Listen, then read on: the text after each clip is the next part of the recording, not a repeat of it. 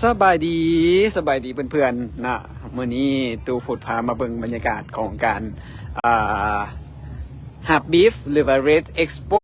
ของเวียงจันทร์มาราธอนนานาชาติหรือว่าเวียนเทียน International Marathon 2022นั่นเองนะ2022นะตอนนี้ก็อยู่บริเวณหน้างานก็จะมีเซตอัพใกล้เกือบจะแล้ว 100% แล้วเนาะก็เกือบจะแล้ว 100% ละก็มีคนทยอยมาฮับบีฟกันหลายเติบแล้วนะเดี๋ยวชิพาไปเบิ่งบรรยากาศของงานแล้วกันนะเดี๋ยวตู้พาไปเบิ่งบรรยากาศของงานมันจะมีโต๊ะมีตังให้นั่งเด้อคันผู้ใดมาก็ถือว่าได้นั่งผู้ใดเล่นเขาเส้นไซก่อนได้นั่งแน่นอนผู้ใดนั่งโดดแล้วลุกนั่ง ลุกบนนั่งให้มูเพื่อนๆที่มาน้ำหลังเด้อเนาะทางฝั่งนั้นเนาะฝั่งนั้นจะเป็นในส่วนของน้ำดื่มเนาะกล่องเอเล่นะน้ำดื่มหลายน่าจะเพียงพอเนาะโอเคมาเบิ่งในจุดของการหับบีฟกันเลยเนาะมีการจัดเป็นแถวนะซึ่งมีน้องๆอาสาสมัครที่มาช่วยงานในตอนนี้นะสเต็ปหนึ่งก็คือเช็คอินตัวนี้หมายความว่านำหลักฐานการสมัครของเฮาอันมาแจ้งกับพนักงานก่อนเนาะว่าเฮาเป็นระยะเท่าใดอย่างต่างๆได้เลขบิบอย่างต่างๆเรียบร้อยแล้วเนาะเป็นลิสต์ออกมาแล้วค่อยมาฮอดสเต็ป2นี่ก็คือทีเชิร์ตปิกอัพเนาะก็จะมาปิกอัพทีเชิร์ตของงานนะทีเชิร์ตปิกอัพ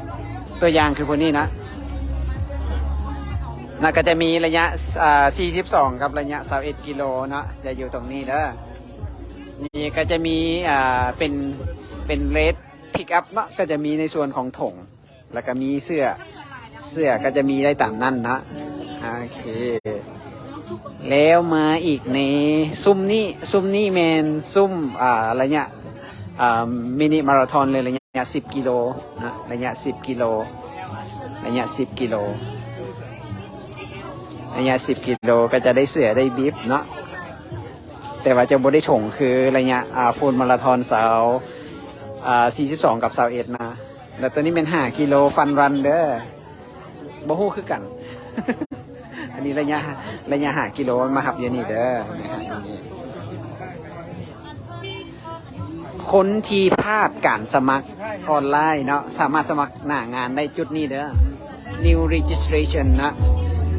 สามารถมาสมัครที่นี่ได้เลยเนาะสมัครที่นี่ออนไลน์กับน้องๆที่อยู่ในนี่ก็นำทะเบียนกันหลักฐานการลงทะเบียนมาบ่ว่าจะเป็นบัตรประจำตัวหรือว่าใบขับขี่หรือว่าสัมมาโนโคหรือว่าพาสปอร์ตเนาะสามารถมาสมัครได้อยู่ในจุดนี้นะสมัครใหม่คนที่สมัครบ่ทันว่าซั่นซะสมัครได้เลยจ่ายเงินพร้อมเนาะจ่ายเงินจุดนี้เลยแล้วก็ไปเอาเรทพิกอัพได้เลยสเต็ป3ก็คือ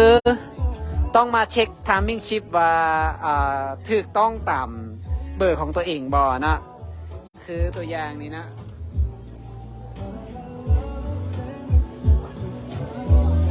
42กิโลทั้งหมดจากคนละตอนนี้ in total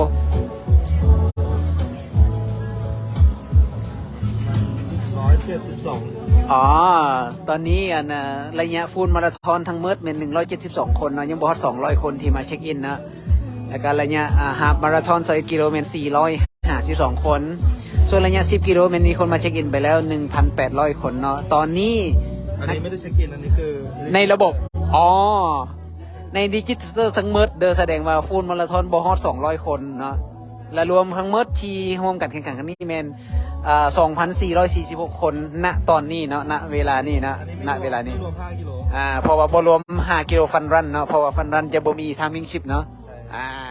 ฟันรันบ่มีไทมิ่งชิปเด้อ เช็คได้ตรงนี้เนาะสปอร์ตสเตทเนาะเป็นคนเฮ็ดจับเวลาในการแข่งขันครั้งนี้นะ ฝั่งนี้มีขายเสื้อเด้อมีขายเสื้อจากงานที่แล้วมาต่างๆเนาะของทางผู้จัดเนาะมีการขายเสื้อตรงนี้ผู้ใดอยากได้ก็สามารถมาซื้อมาหาได้เด้อมาซื้อมาหาได้มีทั้งถุงนำนะมาซื้อได้เด้อก็ถือว่าเมิดเนาะในส่วนของบริเวณมหับบีฟเนาะ ฮับบีฟเนาะก็จะมีส่องให้เข้าเนาะถ้าหากว่าแมนตอนที่มีคนหลายเพิ่นจะเปิดส่องให้เข้าเนาะแต่ละส่องแต่ว่ามื้อนี้อาจจะเป็นมื้อทมิตแน่คนบ่หลายแน่เพิ่นก็เลยปล่อยให้เข้าบ่มีส่องเนาะแต่ว่าก็พยายามให้อยู่ในคิวแล้วก็เบิ่งหมู่เบิ่งเพื่อนเนาะบ่ญาติบ่แซงคิวกันเนาะได้ทุกคนทางนี้จะมีบอร์ด มีไว้บอร์ดของน้ำดื่มกากหัวเสือเนาะเขียนคำคมแล้วก็มาติดไว้เด้อเขียนคำคมแล้วมาติดไว้อยู่ตรงนี้นะเขียนคำคมแล้วมาติดไว้นะเพิ่นสิจับรางวัลบ้านพร้อมที่ดินว่าซั่น อันนี้โบโหเด้อแล้วตรงนี้จะน่าจะเป็นถามของกรรมการเลยเนาะน่าจะเป็นถามของกรรมการเนาะลาวซิมปลี่บิวตี้ฟูลนะจะอยู่ตรงนี้เด้อเพิ่นจะมีกิจกรรมแจกของรางวัลเองต่างๆหลายเนาะเป็นการส่งเสริมการท่องเที่ยวของประเทศลาวของพวกเรานี่แล้วก็มีแบ็กดรอปงามๆเป็นวัดเสียงทองแล้วก็มีบอลลูนของวังเวียงนะแล้วก็โทษภาพทุ่งนาที่อยู่ด้านหลังน่าจะเป็นภาพของวังเวียงคือกันทิวทัศน์ธรรมชาติของวังเวียงคือกันนะลาวซิมพลีบิวตี้ฟูลมีบูธแล้วก็มีการเล่นเกมแจกรางวัลแน่นอน ผู้ใดอยากได้เสื้อได้หมอน มาห้านนี่เด้อนอนแล้วละเมอพร้อม sleeping solution เด้ออย่าลืมมามีแจกมีแถมอีกอย่างแน่ มีแจกหมอน แจกหมอนให้จังไดจังได้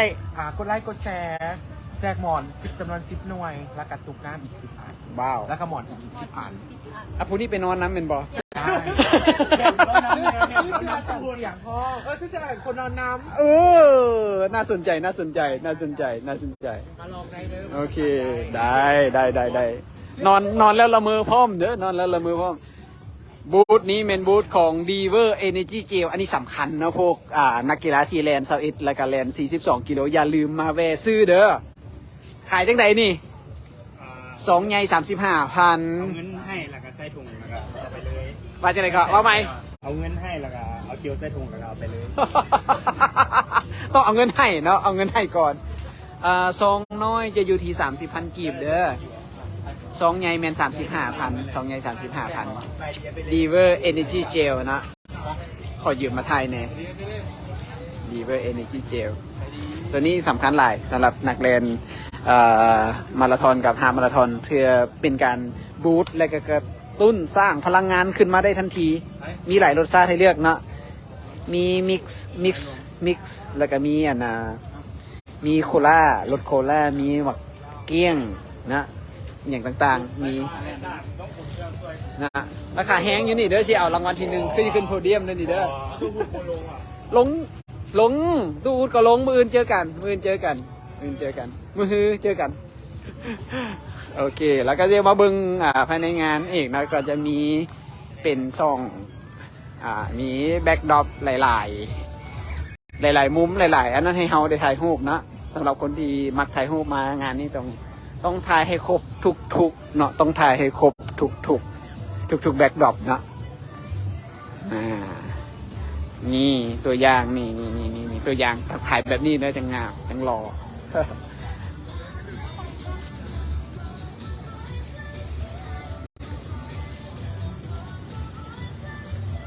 ขาแห้งคนก็มาเด้อ